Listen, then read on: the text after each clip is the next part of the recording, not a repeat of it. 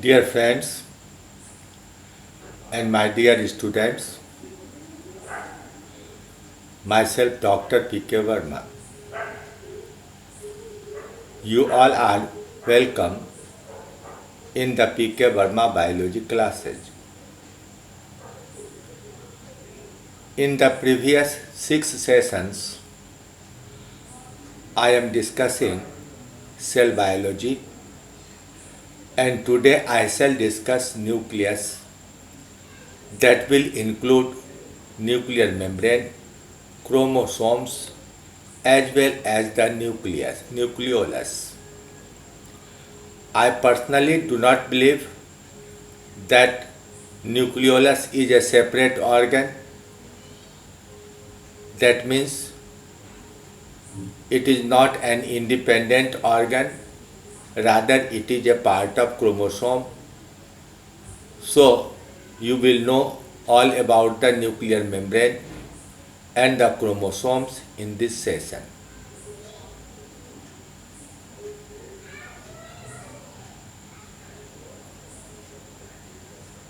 Robert Brown in 1840 discovered nucleus as a dense structure inside protoplasm with high diffractive index. It is an oval or a spherical structure present in all eukaryotic cells except mammalian RBC and sieve cells of phloem. In these two cells, one of the animals and another of the plant, nucleus is absent. It is a membrane-bound structure enclosing nucleoplasm and chromosomes as well as a nucleolus. Because of the nuclear membrane, the protoplasm divides into two compartments. Inside nucleus it is called nucleoplasm and outside nucleus it is called cytoplasm. Now in this diagram you can see there is a nucleus in the center and it has two layers of the membrane known as nuclear membrane. These membranes are associated with endoplasmic reticulum. In fact, these are derived from the endoplasmic reticulum, so you can see them attached to the cisternae of endoplasmic reticulum. Inside nucleus you can see thread-like structures. These are the chromosomes and a ball-like structure, nucleolus. It is an artificial diagram for the student purpose, but the actual photograph is something different.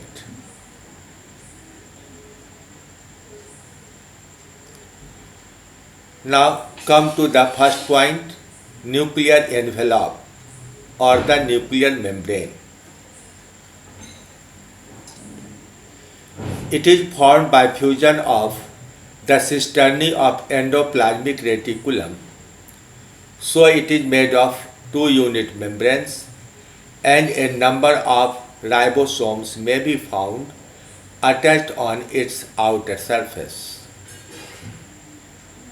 The space in between these two membranes, two unit membranes, is called perinuclear space. It is about 100 to 150 angstrom wide. On the inner surface of nuclear envelope, a fibrous sheet of protein is present that forms the nuclear lamina. In the following diagram, it will be shown to you. It is 50 to 80 nanometer thick. On the surface of nucleus, several pores are present connecting the two sides of double membrane. The nuclear pores have diameter about 80 nanometer. The number of nuclear pores varies from cell to cell depending on how much they transcribe. That means how much they produce the RNA, especially messenger RNA and transfer RNA. In the oocytes of frog, Xenopus laevis, 60 pores per square micrometer, total up to 30 million per nucleus are found. But in mature erythrocytes, only 3 pores per square micrometer is seen. Total is hardly 150 to 200 pores per nucleus. Here I would like to point out that erythrocytes are not always enucleated. It is enucleated only in case of mammals, but other chordates have nucleated erythrocytes. That is, the RBC of only mammal have no nucleus. Other chordates, the fishes, amphibia, reptiles and birds have nucleated RBC. In mammalian cells, the pores cover only 5 to 15% of total surface area, but in certain plants and protozoa, the surface occupied by pores may be as high as 20 to 30%. This comparison, number of pores as well as their total area occupied by them, correlates their functional activity, how much transport is being done from nucleus outward or into the nucleus. This is a diagram showing the nuclear pore.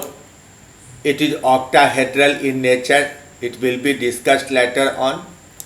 These two laminar structures are the unit membranes of endoplasmic reticulum, that is their cisternae, that makes the nuclear envelope. The space between these two unit membranes is 100 to 150 micrometer, 100 to 150 angstrom, separating the two membranes. That is perinuclear space. And under this is the sheet called nuclear lamina. Again, in the vertical section, you can see a nuclear pore. The R represents the radius, P is the cytoplasmic particle, the inner diameter is 80 nanometer and the outer diameter is 120 nanometer. This is the lamina. Protein makes the lamina under the inner membrane of nucleus.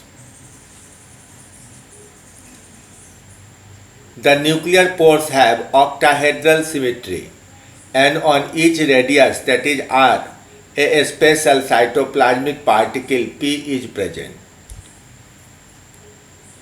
There is a central core C and 8 spokes S on each radius. These pores control movement of molecules across the nuclear pore. Again, you can see the diagram showing the radius, cytoplasmic particle, the central core. Here is the central core through which materials are exchanged.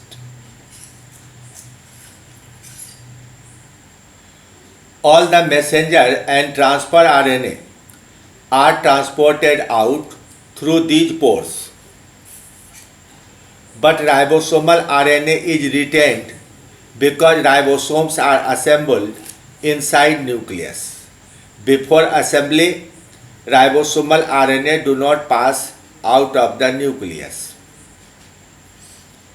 The nuclear enzymes and ribosomal proteins are transported into nucleus and not allowed to move out. Likewise, after formation of ribosomal subunits, the 40S smaller subunit and 60S larger subunit pass out through these pores, but they do not return. The chromatin materials are found mostly attached to nuclear lamina and also remain in the central part of nucleus where a nucleolus is formed. Now come to read about the chromatin and chromosome. The chromosomes were at first observed by Hofmeister in 1859 in the nucleus of pollen mother cells of Tradescantia. He used the name nuclear filaments for them. Its structure was described in details by Strasburger, who used the name chromatin for the deep staining property. These are stained blue in histological preparations using iron hematoxylate. Strasberg also studied mitotic cell division and reported changes in the structure of chromosome in different phases, that is prophase, metaphase, anaphase, telophase and the interphase. It is generally called chromatin in Protista, in which chromatin may be amorphous and uncountable. But in all higher plants and animals, it is well organized thread-like structure called chromosome. The thin fiber in interphase that is not visible under simple compound microscope are also referred to as chromoneme fibers. The modern name chromosome was given by Waldeyer in 1888. So, the discovery was made by Hofmeister.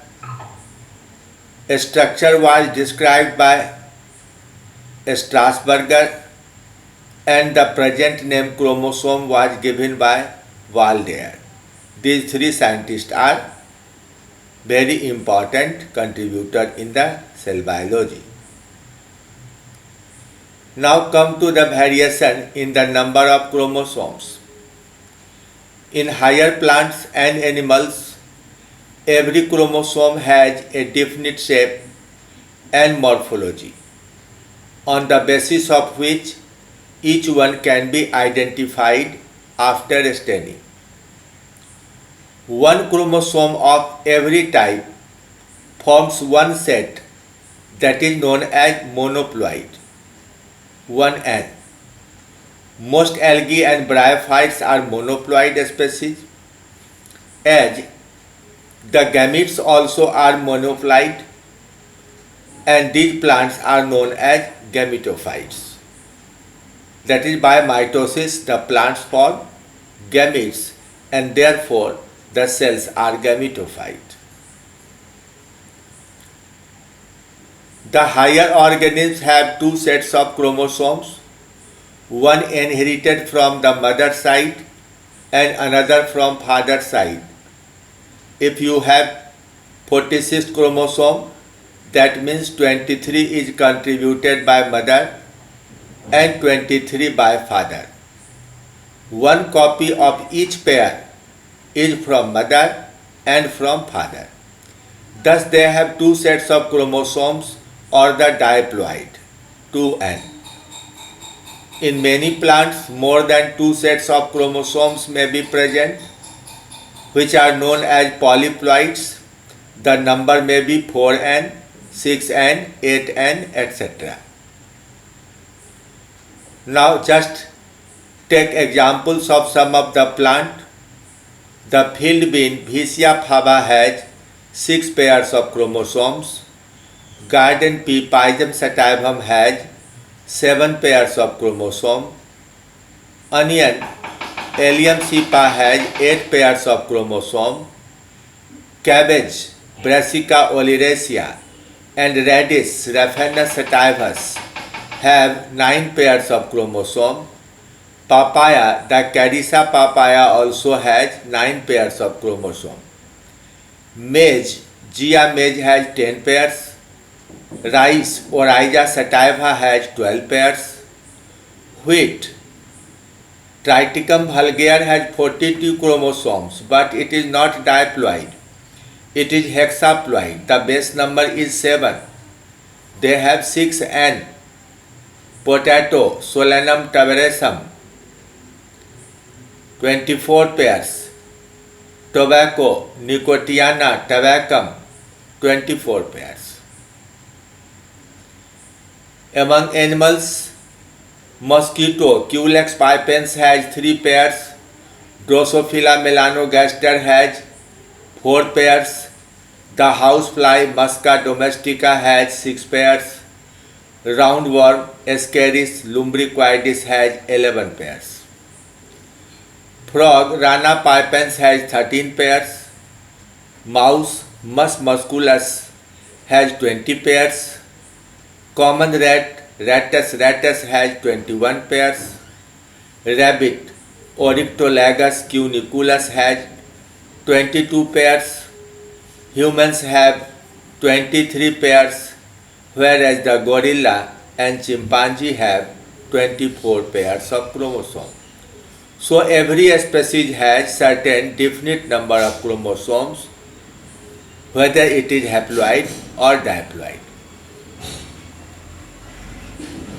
Now come to a structure of chromosome. The chromosomes are stained best in the metaphase stage of mitosis, when chromosomes are most condensed.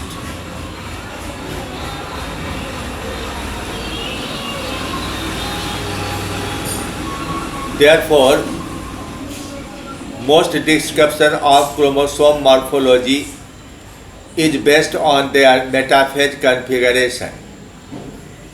The chromosomes can be stained by acetocarmine, Giemsa, Orsin, and quinacrine stains.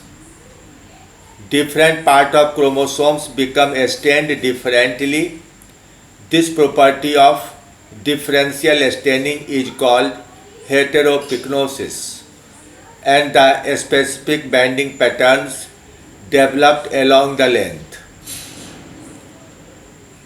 Depending on the stains used, these bands are named as C bands for acetocarmine, G bands for Giemsa, O band for Orsin, and Q band for quinacrine. The dark bands are known as heterochromatin, which are tightly packed regions and do not contain any functional gene. High amount of DNA as well as histone proteins are packed tightly here, and because the protein does not open, does not dissolve, so the genes are not expressed. 50 or 60 years earlier, some people thought that heterochromatins, the dark bands, represent the loci of genes. In old textbooks, the same sentence is used, that is, the dark bands or chromomeres are loci of genes, but it is wrong. In between the dark bands, there are light staining regions known as euchromatins. In these regions, the chromosomes are less tightly packed, and the functional genes are situated in these regions. That is, because these are lightly packed, not tightly packed, so the protein can dissolve, protein can be removed easily, and the DNA can be opened to form RNA. Now just see a photograph of human karyotype. The photograph belongs to a female. You can see the dark bands, a specific band like the barcodes in the branded packets of different items. These dark bands have been developed by using Giemsa stains. Every chromosome has a definite pattern, and on that basis comparing the length, the position of centromere and the dark bands and light bands, the pairs are made easily. This is another photograph showing the male. Here you can see one X and one Y chromosome is there. Here again the chromosomes are arranged larger to smaller in descending list. The X chromosome is in between 5th and 6th chromosome in length. But for easy understanding, it is pushed after 22nd pair of chromosome in both the photographs. In each chromosome, there is a very tightly packed region known as centromere. It looks somewhat constricted, so it is also known as primary constriction. The primary constriction is essential part of the chromosome because at the time of cell division, spindle fibers become attached to a specific point of centromere. This point is known as kinetochore, and the fibers contract to pull the two chromatids apart towards two poles. Up to the early metaphase, prophase and mid-metaphase, each chromosome has a single thick thread. But in late metaphase, the chromosome divide into two chromatids, and these chromatids move to opposite poles by the contraction of spindle fibers. The changes in structure will be discussed again when you will study cell cycle and mitosis. Now just see, the first diagram shows the early metaphase stage. There are two arms, one smaller and another larger arm, and the constricted area here is the primary constriction or centromere. At centromere, these threads, spindle fibers, become attached in the late metaphase, and these two parts are called chromatids. They will serve as daughter chromosome from anaphase to S phase. The two terminals of the chromosomes are called telomeres. In some chromosomes, there is a secondary constriction at which chromosome packing is most poor. As a result, the DNA spreads all around and RNA is transcribed on all the genes present there. So a ball-like structure or nucleolus is formed. Therefore, secondary constriction is also known as nucleolar organizer or NO body. Sometimes two secondary constrictions are seen in a chromosome. You will study a structure of nucleolus separately after chromosome, but just remember the secondary constrictions are found on only a few chromosomes, and wherever there is a secondary constriction, a nucleolus will be formed in the interphase up to prophase in this part. The region of chromosome after secondary constriction forms satellite, and such chromosomes are known as satellite chromosomes. In human beings, chromosome 13, 14, 15, 21st and 22nd contain secondary constriction at their short arm.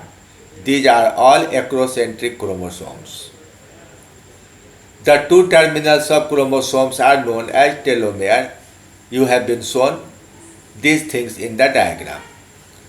Now this is the photograph showing satellite in one of the chromosome, and this is the late metaphase structure showing two chromatids each containing a satellite. So satellite looks like an extra part attached on the chromosome.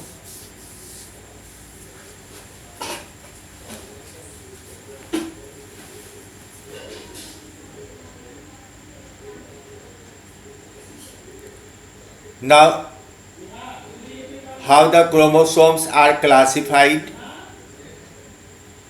The centromere divides the chromosome into two arms, P and Q. The P arm may be equal to Q or shorter than Q. The longer arm is considered always Q arm and shorter arm as P arm. Depending on the position of centromere, the length and ratio of these arms P and Q, chromosomes are classified into four types. Metacentric. The first group will be metacentric. In these chromosomes, both arms are equal in length, so the arm ratio P by Q is equal to 1. Submetacentric. Arm P is shorter than arm Q, so P by Q ratio is less than 1, but it is more than 1 by 3. Why? The centromere is present in the second quarter of the length. The third is acrocentric. In these chromosomes, centromeres are present in the first quarter of length. So, P arm is much shorter than the Q arm.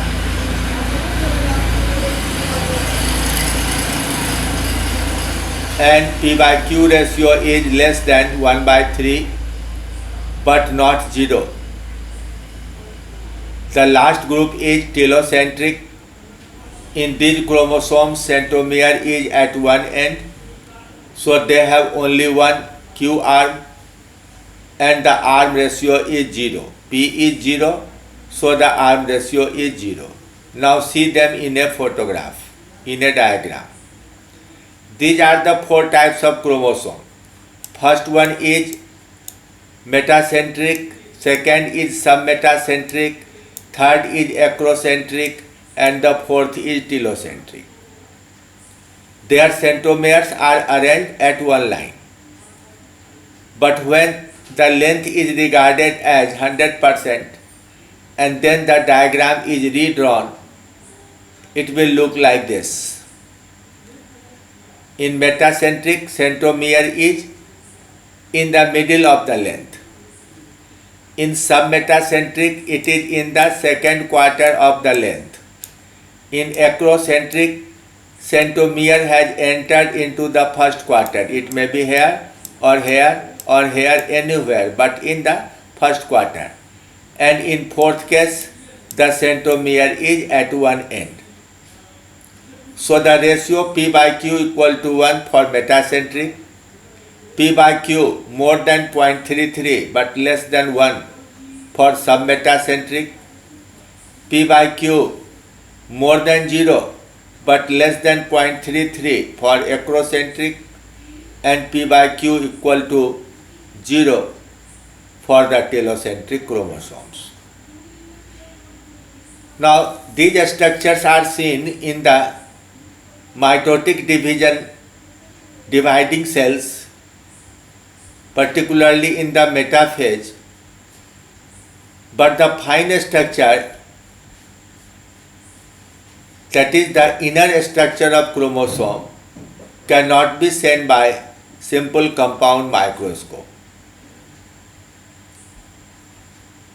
In interphase, chromosomes become invisible under compound microscope but can be seen by advanced techniques.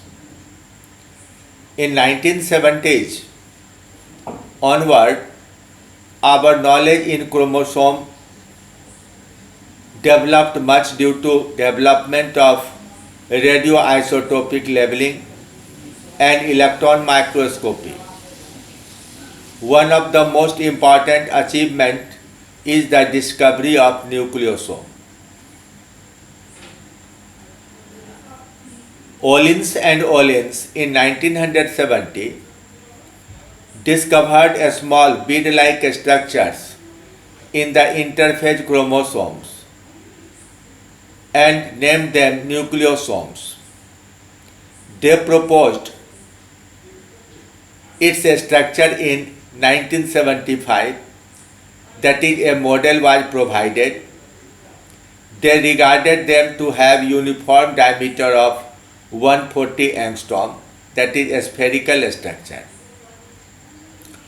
However, the model was further modified by Woolley in 1979.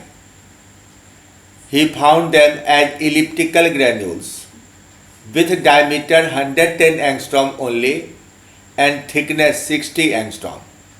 It is not 140 angstrom uniform, rather the diameter is 110 angstrom shorter and thickness is 60 angstrom only. These are formed in daughter DNA in S phase immediately after the synthesis is over in any region. That is, when DNA synthesis occurs in any region, immediately the nucleosomes are formed. So nucleosomes are considered as the primary packing devices. According to this model, 8 molecules of histone proteins, 2 each of H2A, H2B, H3 and H4, form an elliptical or biconvex core around which 2 turns of DNA consisting of 166 base pairs form a nucleosome. Olins and Olins thought 200 base pairs because they measured diameter 140 angstrom. Woolley measured the diameter 110 angstrom, and therefore the number of base pairs decreased to 166. H1 is attached laterally on the nucleosome and on linker DNA. When H1 is hydrolyzed, only 1.5 turns are left, comprising 146 base pairs. In between two such nucleosomes, linker DNA of 200 to 500 base pairs are present. Now you can see them in a diagram. This is the simplest diagram available in all textbooks. The chromosome after staining can look like this. When the protein coat is hydrolyzed, the bunch of DNA is seen like this. It has a centromere or primary constriction. In this diagram, there are 2 secondary constrictions. The secondary constriction 2 is towards one terminal, and after that a small segment of chromosome forms the satellite. But this structure is only fundamental to give a general idea of the chromosome. That is, there is a long molecule of DNA inside and protein coat outside, protein pellicle outside. The real structure is something like this. In the late metaphase, when chromosomes have 2 chromatids, the bunch of DNA without extra protein looks like this. It is called a scaffold. If a part of a scaffold is removed, made straight, some larger bead of 300 angstrom and many small beads of 110 angstrom are seen on them. These larger beads are called solenoids, whereas these smaller bits are the nucleosomes. They are arranged like this. In between the two nucleosomes, there is a linker DNA. Now, Ollins thought that the nucleosomes are just like a spherical ball as shown here. There are 2 turns of DNA and 8 molecules of protein forming the core. Now the structure is believed slightly different like this. At one angle, it is just circular, but in fact laterally its elliptical shape is seen. It contains 166 base pairs. When this H1 histone is removed, it has 1.5 turn and the number of nucleotides pairs is 146 only. Now if the chromosome is like this, it can open into DNA with the fundamental coiled structure like this. When it is completely open, the nucleosomes are seen. Here 110 angstrom is written as 11 nm. Both are same. And when the DNA is open, this model is formed. 2 nm means 20 angstrom. Diameter of DNA is 20 angstrom. In a gene length, 2 or more nucleosomes may be present. A gene has average 1000 to 1500 base pairs. Therefore, 2 or more nucleosomes may be present in a gene length. In G1 phase of interphase, when a gene is expressed, histone is hydrolyzed and DNA opens. Once transcription is over, RNA synthesis is over, nucleosomes are again formed. At the time of DNA replication also in S phase, proteins are removed in replicating region and these are again formed when replication is completed in that region. In G2 phase, solenoids of 300 angstrom are formed and later on a scaffold formation starts, that is known as chromosome condensation. And finally both daughter DNA become packed within a common coat forming a single thicker chromosome. Around the scaffold, loops of chromatin fibers containing nucleosomes and solenoids form loops all around and additional proteins help in their condensation. In this process, the length of DNA decreases more than 200th part, whereas thickness increases more than 2000 times. It becomes more thicker than shorter. As soon as they become visible under light microscope, prophase of mitosis or meiosis starts. Now come to nucleolus. Eukaryote cells contain one or more prominent ball-like structures in the interphase nucleus. These are named as nucleoli. Barbara McClintock in 1934 showed that the nucleoli disappear during prophase and metaphase of mitosis but become reorganized at telophase and are seen easily in the G1 phase of interphase. Such appearance and disappearance of nucleoli is called nucleolar cycle. The nucleoli are formed at nuclear organizer, that is the secondary constriction.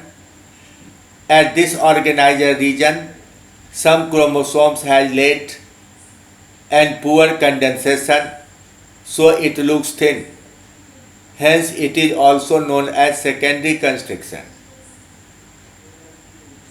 In metaphase, the DNA is pulled inside and coated with proteins, hence nucleolus disappears.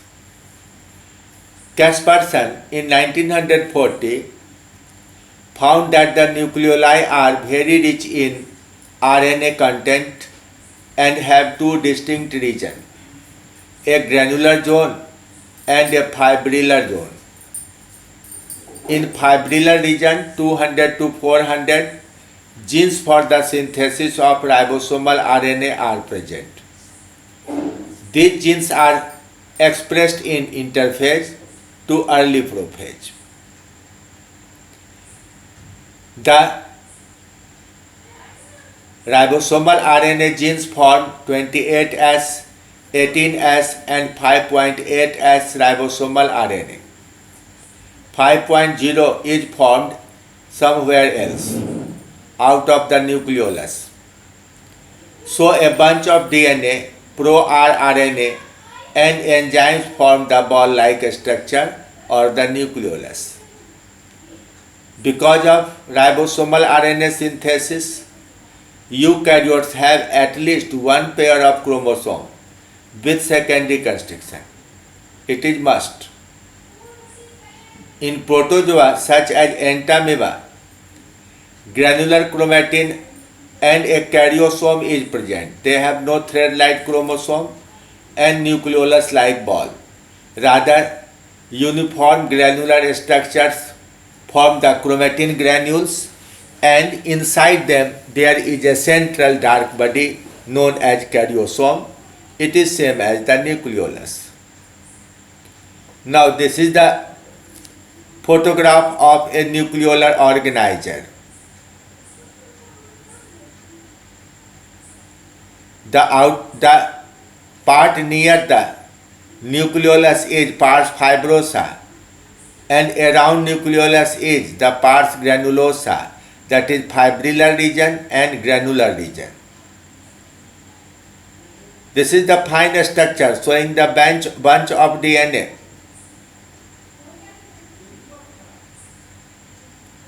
The DNA is spread in both the sides and they transcribe RNA. This is another photograph, good photograph, showing how the DNA spreads in two sides forming brush-like structure. These are actually the loops on which a number of ribosomal RNA, pro-ribosomal RNA are synthesized serially. The granular area in peripheral part of nucleolus represents ribosome precursor particles, that is, the ribosomal RNA become packed with protein, assembled with protein, forming the two subunits of ribosomes at various stages of assembly and processing. The nucleoli are therefore more prominent in cells with higher protein synthesis and less prominent in cells with poor protein synthesis. Those cells with higher protein synthesis need more ribosome and therefore more ribosomal RNA, and these are synthesized in nucleolus, therefore they have prominent nucleolus. Not only the ribosomal RNA, other types of pro-RNA also come to nucleolus because all the required enzymes for the processing of pro-RNA into messenger RNA or transfer RNA are present in nucleolus. In late metaphase, the DNA is pulled within the chromatid and become coated with histone protein, so the nucleolus disappears. The granular components are dispersed. Nucleoli are again formed after telophase. So you know everything about nuclear membrane, chromosome and nucleolus. In the next session, I shall discuss some special types of chromosomes. So see you in the next session. Thank you. Thank you very much.